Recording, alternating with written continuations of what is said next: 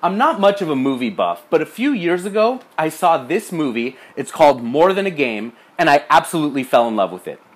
The movie is about LeBron James' childhood and his road to the NBA, and it's so inspiring. If you haven't seen this movie, make sure to check it out. And check out this pair of Air Max LeBron 7s. They're the More Than a Game edition. I'll do a little 360 so you can see them all the way around. You'll notice right away that the colors of this shoe are white, green, and gold. And the reason why Nike chose those colors is because LeBron's high school uniform at St. Vincent St. Mary's was green and gold. So you'll notice also on this shoe that it features a full visible air bubble that goes from heel to toe. And this is going to be the very first LeBron signature shoe to feature Air Max technology. And it's the 7th signature shoe in LeBron's line. When Nike designed the LeBron VII, they handed the reins over to Jason Petrie, and he completely revamped the shoe. Before this, all of the LeBron shoes had Zoom Air technology, and remember, Zoom Air at that point didn't feature visible air. Air Max meant visible air. You'll also notice on this shoe the Flywire upper. Check out these cables that are on the upper of the shoe. Flywire was invented in '08 and it first appeared on the Hyperdunk. And this is the first LeBron shoe to feature these flywires. There are actually 23 individual flywire cables because LeBron's jersey number is 23. And one last thing about the air in this shoe, this is the biggest air that Nike ever featured in a basketball shoe at this point. The other shoe before this was the Air Max 360, and this shoe actually features 80% more air than the 360 basketball shoe. So I said before that these are the More Than a Game edition. There are actually 10 different models of the More Than a Game LeBron shoes. And there was a world tour that traveled all across the world and stopped in 10 cities. If you look closely at the air bubble and the heel of the shoe, you'll see Akron. And LeBron is from Akron, Ohio. These shoes were released in Akron, and they're the coolest of the 10 different models that were released in the different cities where the LeBron World Tour traveled. If you look closely at the shoe, you'll see pictures of Kid LeBron and his mom, and also pictures of Kid LeBron and his mom on the tongue of the shoe. And these pictures were different from one shoe to another. And I think this is just so cool that this shoe has roots where LeBron started, was born, raised, and has pictures of him as a kid with his mom.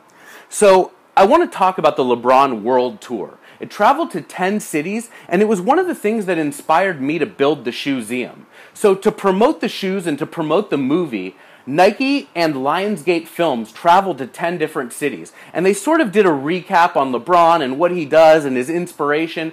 I wanted to build the ShoeZeum that was more than just LeBron, more than basketball, everything Nike, running, basketball, cross-training, tennis, skateboarding, you name it, it was in the ShoeZeum.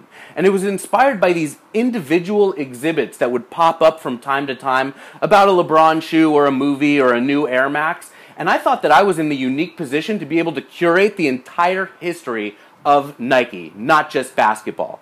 One last note about this shoe, check out the hologram on the bottom.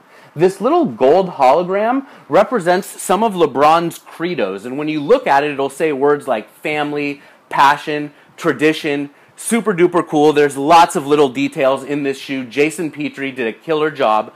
I want to move forward and actually move backward at the same time. And I'm going to show you a pair of Zoom LeBron 6s so that you can see the predecessor shoe to the Air Max LeBron 7.